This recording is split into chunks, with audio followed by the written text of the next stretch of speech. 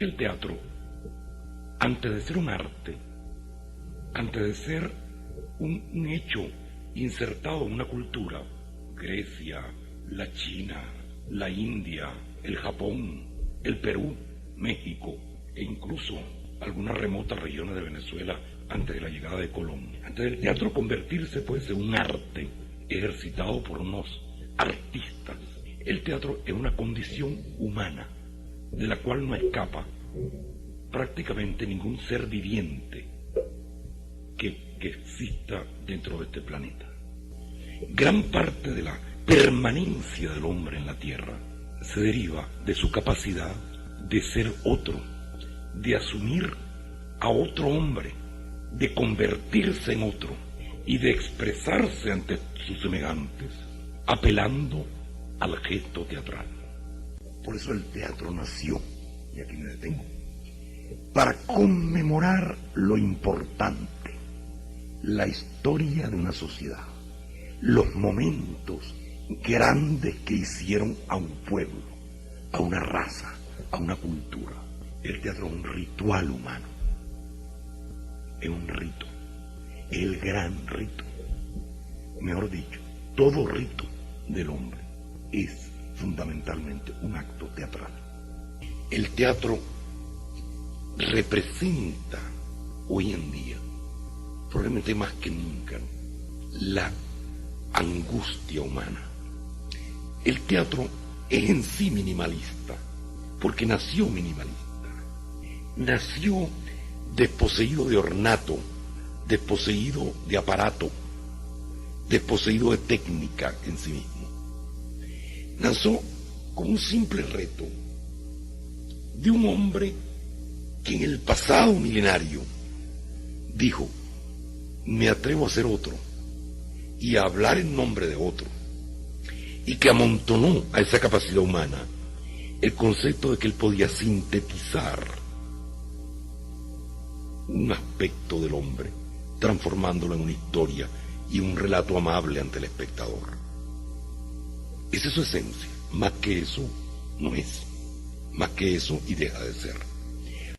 Por lo tanto, la respuesta teatral al mundo contemporáneo es precisamente en sí misma y por antonomasia minimalista, y el teatro no quiere entrar dentro de la cadena del espectáculo, sino muy por el contrario, quiere asumirse como individual, localizable en el aquí y en el ahora. El teatro, la gran definición que alguien hizo de él, nos corresponde a nuestra cultura. La hizo Lope de Vega. 4 tablas, dijo en un verso. 4 tablas, 2 actores y una pasión, y nada más.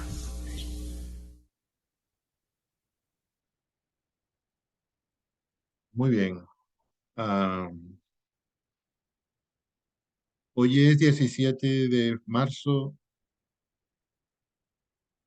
Momento.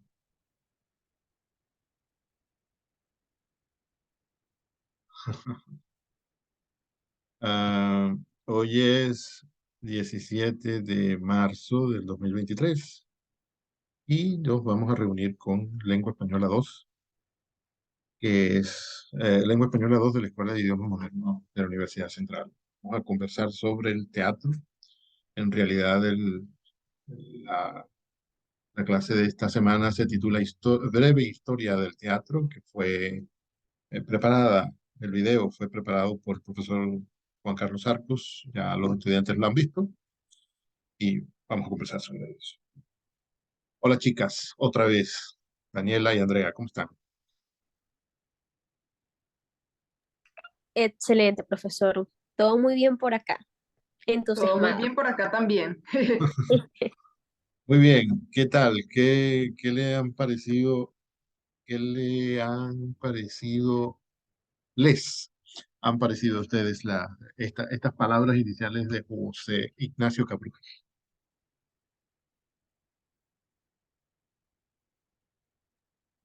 Personalmente, como alguien que ha estado en teatro por mucho tiempo, siento que resuena mucho con lo fundamental del teatro y también con el tema de la clase.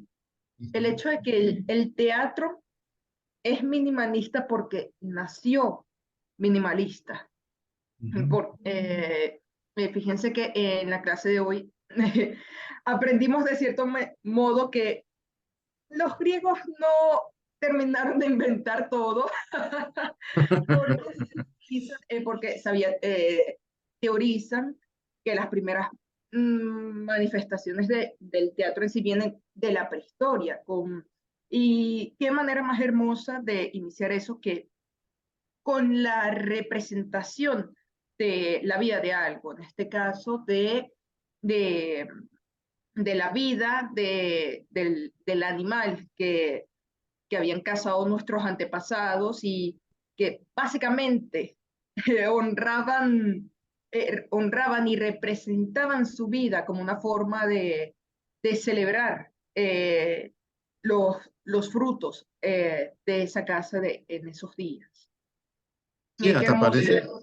hasta parece Fundamental como, perdón, perdón. sí, lo fundamental del teatro no solamente se limita a representar un personaje, sino vivirlo. Ay, Dios santo, ya creo que Stanislavski me está sonriendo. De vivir el personaje. ¿Por qué? Porque uno, con cada acción que hace, con cada rito que es básico, que está relacionado con el teatro, como dijo Cabrujas, es básicamente eso. Nosotros estamos viviendo nuestro propio personaje y también, si nosotros lo decíamos, podemos vivir el personaje de otra persona o de algo. Y creo que eso es algo eh, importante e interiorizar y reflexionar sobre eso. Sí, sí, sí. Yo iba, cuando traté de hablar antes, iba a decir que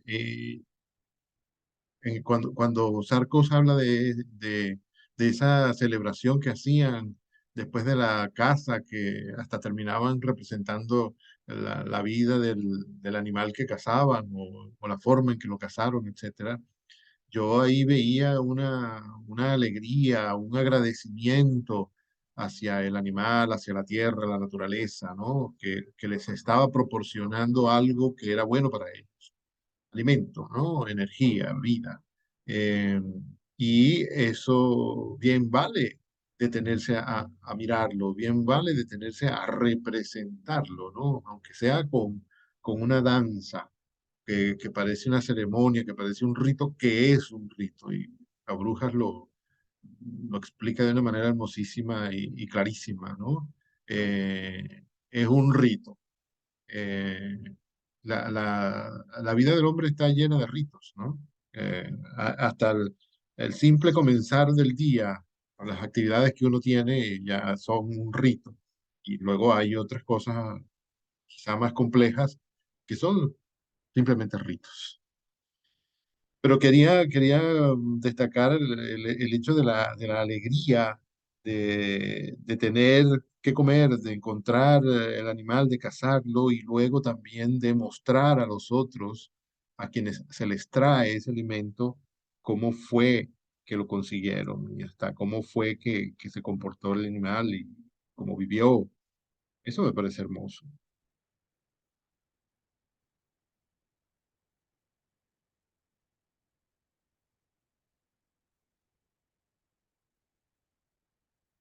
No, bueno, ese mismo sentimiento de felicidad también lo podríamos encontrar ahora trasladado no en agradecimiento hacia un animal, sino ahora a algo que trasciende nuestra condición humana, algo que nos trasciende en plano existencial, como lo sería Dionisio, con los ritos que hacían en celebración por las cosechas de las uvas y qué interesante cómo se va trasladando esa felicidad la felicidad que trae esa representación. Pasamos de un animal y luego pasamos a un dios y finalmente estamos celebrando al ser humano cuando empiezan ahora de lo que se refiere a obras más centradas en el ser humano como las tragedias. Ujú. Eh, Aún tengo que, primera vez que conocí la obra de los persas, primera vez que había escuchado su nombre, de Edipo Rey, he escuchado de ella hasta la saciedad. Y es interesante eso, cómo hay un cambio con los griegos, cómo ocurre ese cambio en a una visión más humanística en la representación teatral. Y bueno, y también que no solo ahora se centran en celebrar o gloriar, sino hasta enseñar. Sí. Sí, el teatro tenía esa cualidad, tiene todavía, sigue teniendo y tendrá en el futuro, esa cualidad que pedían los griegos e incluso antes, y continuaron los romanos, y todas las culturas han tenido, de esa cualidad que tenía que tener la literatura, tenía que tener el texto escrito, de enseñar entreteniendo o entretener enseñando. ¿Mm? Eh, Más recientemente, últimamente, en la modernidad, digamos, no es no es muy frecuente que se entienda que la literatura tiene que enseñar nada. A veces ni siquiera tiene que entretener, pero el teatro definitivamente lo hace.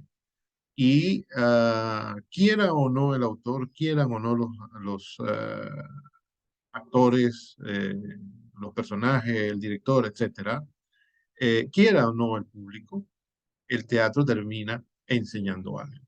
Porque nada más esa característica de la que no se puede deshacer naturalmente, esa característica de poner delante de uno el terror de que eso me puede pasar. Y ¿cuál era la otra?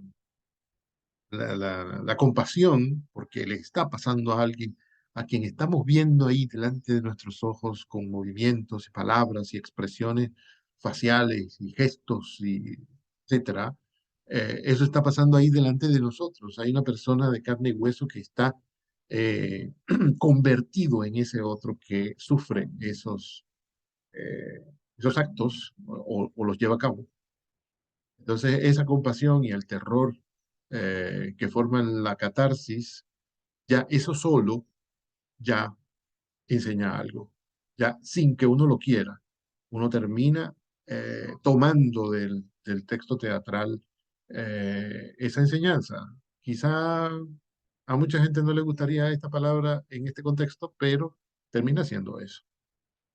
Aunque el arte en general, según la definición que no tenemos, eh, no exista con ningún propósito. El arte no tiene ningún fin práctico, pero ese lo tiene. Quizá no sea práctico, pero el fin de enseñar entreteniendo o de entretener enseñando, lo conserva aunque se oponga. Quiero decir, aunque el arte se oponga a tener ese fin, que los artistas se opongan, que no se opone todo el mundo, por supuesto. A ver, Mateus. Buenos días, primeramente para todos, espero que se Buenos días. encuentren muy bien. Bueno, profesor, usted está hablando sobre que el teatro, pues de alguna manera cumple la función de entretener y luego se desplazó la idea de que también enseña, pues por medio de esto. Entonces, mientras lo escuchaba, lo supuse, bueno, lo asumí así como cuando se presencia una obra teatral que te enseña algo, bien sea de la vida o de cualquier otra cosa, es como ver la experiencia vivificada, ¿no? Porque de repente a uno le pueden decir, el abuelo le puede decir a uno, mira, no te vayas por ahí, porque si te vas por ahí te va a pasar esto. En cambio, si vamos a poner como que, bueno, el abuelo escribió un teatro, un texto, ¿no? Entonces eso se representa, entonces ya en la obra representada es como que te pesa más porque lo puedes ver, es como que si puedes ver eso que vivió el abuelo, ¿verdad? En persona, en presencia, como que si hayas estado allí con él y de alguna manera te va a pesar más el presenciarlo.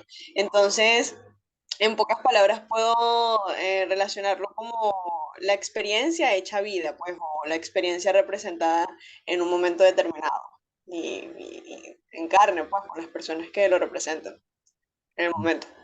Qué bien, la experiencia hecha vida, la experiencia hecha arte. Mientras te oía hablar, me acordaba de Caperucita Roja.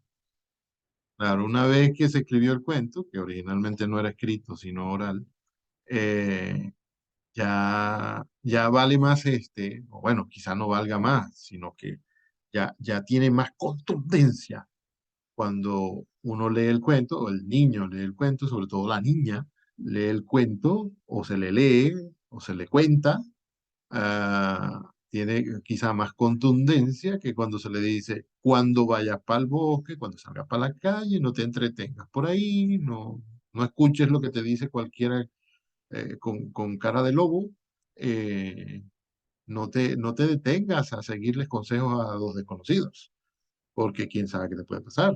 Y lo que le pasó a la Caperucita fue terrible. Eh, una tragedia incluso, ¿eh? Sí, me acordé de la Caperucita Roja, pero el teatro es eso. Sí, bueno, al final el teatro es un texto también. Ese, hay esa dualidad ahí de que es un texto escrito, pero en realidad no pertenece totalmente al arte de la literatura, porque el teatro es otro arte, pero al final sí es literatura. Eh, o sea, ¿quién puede decir que los textos de Shakespeare no son literatura? ¿No? Ya, que son, pero en realidad son teatro y es otro arte, pero es las dos cosas al mismo tiempo. Ciertamente, sí, con una obra artística, la, la enseñanza o lo que sea que se expresa. Creo que tienes razón. Eh,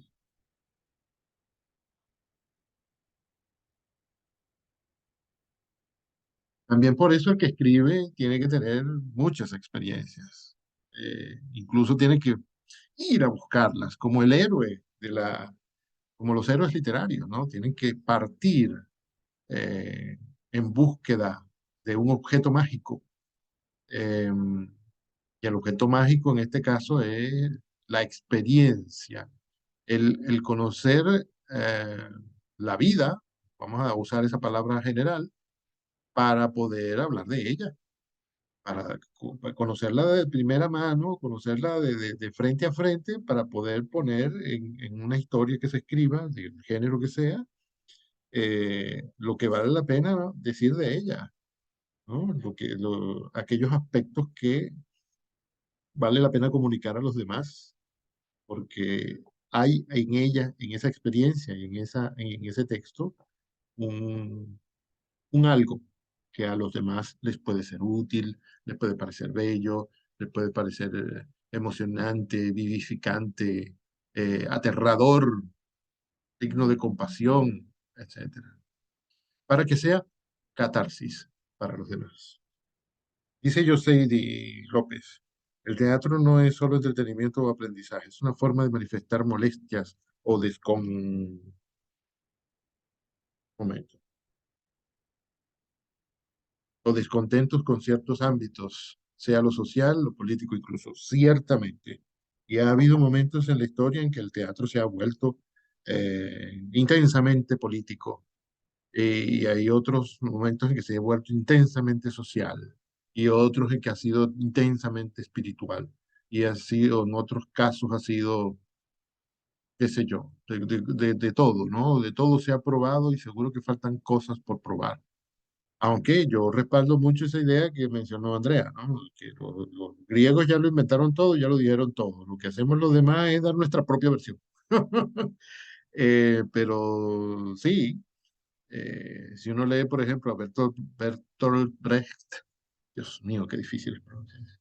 En Brecht, casi todo es social, casi todo es político, ¿no? Influido por sus circunstancias, la época y el lugar en que nació, y por los hechos que estaban aconteciendo a su alrededor, algunos de los cuales les parecían bien, otros les parecían mal, pero tenía que tener su posición, no podía quedarse callado. Para bien o para mal, no podía quedarse callado. Y hay otros dramaturgos que han expresado sus circunstancias, las que les tocó vivir, de otras formas, ¿no? Y entonces su obra ha tenido otras características, pero siempre eh, con la característica básica que viene incluso desde los griegos de expresar, de señalar algo que hay en la vida y que nos toca eh, mirar, examinar, reflexionar sobre eso. A cada uno le toca. Bueno, el que va al teatro se está tomando más en serio eso que el que no. El que lee el poema se lo está tomando más en serio que el que no. El que lee la novela, el que ve la película, etcétera. Pero el arte nos hace eso.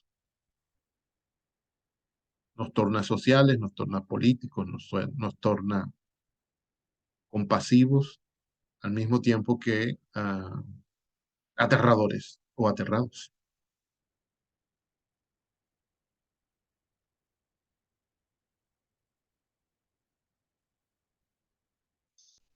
Entonces, ¿qué obra teatral han disfrutado ustedes? Que no respondan los actores primero, ¿eh? Contreras. Bueno, obras teatrales. Yo he ido más que todo a musicales y no sé si cuenta ballet como obra de teatro, pero he ido a las...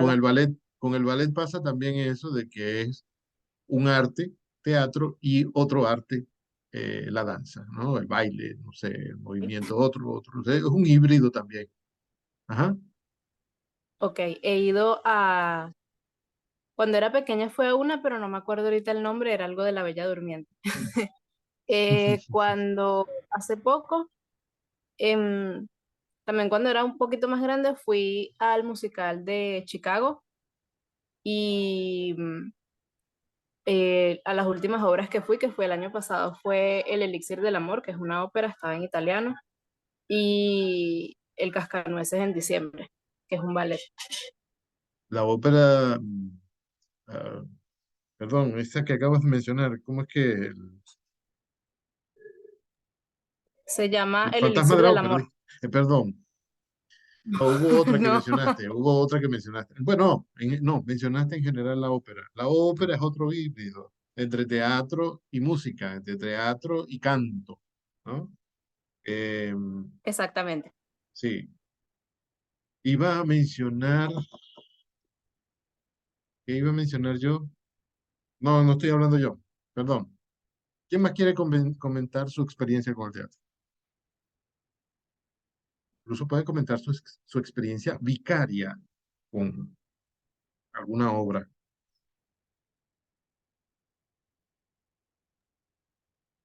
Bueno, Sí. profe, No pasa tu Sí, Damel.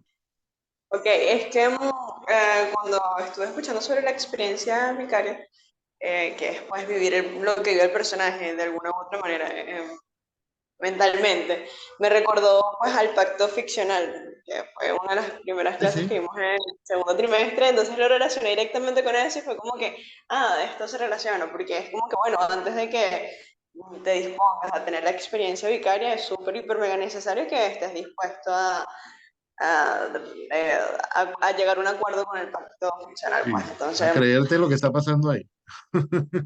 exactamente. Sí, claro que sí, esos dos conceptos se estudian juntos, precisamente porque uno cojea si no va con el otro. Claro, Ajá, uno ahora se sí. cree, perdón, No, uno se hable, cree profesor. que ese actor que está ahí, que uno ha visto en televisión, en el cine, que en el afiche que está en la puerta del teatro, aparece ahí, yo me digo, sí, ese fulano, Cuando entro en el teatro y empieza la función, yo me creo de verdad que ya no es fulano de tal, sino que es Hamlet, ¿no?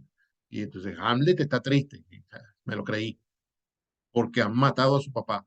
Y además se vuelve loco porque hay que vengarlo, ¿no? Nada de eso se puede hacer, o sea, creerse eso y vivirlo con él, sentirse triste cuando Hamlet está triste, sentir que es necesario vengar la muerte de su padre, no se puede hacer con tanta fidelidad si no pasa uno la negociación, digamos, que suele decirse así, con el autor eh, para creerme que sí, que Hamlet es el príncipe de Dinamarca, que vino a vengarse, que siente esto y que, bueno, que es posible que todo eso pase. Me lo creo. Pero, ok, Andrea, por favor. Sí, con respecto a mis experiencias en teatro, debo de confesar de antemano que he pasado más tiempo del otro lado del teatro. Es decir, actúo más obras que verlas. Ajá. Ujú. En sí, las dos obras que he visto como tal en mi vida fue de teatro infantil cuando mi primo trabajaba en el grupo de teatro Colibrí. Eran dos, sobre dos películas de Disney, y después, allí digamos que hubo como un periodo de 10 años en donde no vi ninguna obra de teatro. Sin embargo, llegué a interactuar con guiones con libretos de otras obras de teatro, especialmente de Federico García Lorca, con La Casa de Bernarda Alba y era y La Zapatera Prodigiosa. Son muy buenas obras. La Casa de Bernarda Alba la pueden encontrar en la página del instituto de la Biblioteca Virtual Miguel de Cervantes. Ujú. Y recientemente, ahora con Catenas, estoy ya empapándome de Calígula de Albert Camus. Estoy haciendo actualmente del personaje de Helicón, y nada más puedo decir que es una obra muy profunda. Trata de temas fuertes en el sentido espiritual, y de verdad tienes que leerlo y releerlo para indagar más en la psique de Calígula y cómo Ujú. por su deseo de querer superar el dolor, traspasar la condición humana, es la causa de su, ¿cómo puedo decir esto? Mm, es la causa de, de su decaída, por así decirlo. De su caída. No Ajá. recuerdo la palabra precisa, lo siento. No, está bien. Esa es la causa de su destino, sí, de su caída, de su final, ¿no? De cómo terminó siendo. Em, Muy bien. Mira, Andrea, y entre los planes de Catena, de Roberto, ¿no estará hacer video de la obra cuando se presenten? Eh, Para ver si los que estamos lejos podemos verlos. Tendré que preguntarle a Roberto porque él está pensando en representar Calígula frente a toda la escuela entre el 20 o 26 de abril. Uy, mañana mismo. Eh, sí, de cierto modo, eso es lo que él está esperando, pero estamos puliendo ciertos aspectos de los personajes ahora con el guión en español para al fin hacer la transición al francés. Ok. Pero le gustaría primero que aunque sea tengamos los dos primeros cuadros o los tres primeros, no sé bien, para representarlos frente a toda la escuela, y después hacer la representación en francés para el departamento de francés. Muy bueno. Oye, ojalá que se pueda hacer todo eso, porque siempre cuando termina, eh, no sé cómo se llama eso, el curso, el director de Catena, que en este momento es Roberto, pero ha habido otros. Siempre es muy emocionante ver cómo los muchachos terminan desarrollando unos personajes e incluso aprendiendo aprendiendo lenguas extranjeras y la propia también. Y hay estudiantes que estudian un idioma y tienen que actuar en otro y lo hacen muy bien, terminan haciéndolo muy bien. A mí me parece eso es una cosa prodigiosa. Em, y se cumple, por cierto, esto es un comentario mínimo, pero se cumple incluso ese fenómeno que siempre se espera que pase y que siempre pasa. Y cuando uno está aprendiendo otra lengua, una lengua nueva, la influencia principal es la lengua que ha aprendido inmediatamente antes, ¿no? Me estoy acordando de una chica que era alumna mía y estudiaba alemán, inglés y alemán. Y por supuesto ella había empezado a aprender inglés primero, lengua nativa es el español, después empezó a aprender inglés y cuando entró en la escuela de idiomas empezó a estudiar alemán. Y esa obra de la que hablo era en francés. Y entonces ella, que no estudiaba francés, se aprendió su texto en francés, pero se le sentía como si fuera alemana, una alemana hablando francés, ¿no? O sea, la lengua anterior, la que has aprendido inmediatamente antes, influye en la nueva que estás aprendiendo. Así que sí, es posible que ella empieza, por ejemplo, a estudiar italiano, el italiano se vea influido en ella por el francés. Y eso da unas mezclas exquisitas. Ajá, ¿quién más nos quiere contar algo?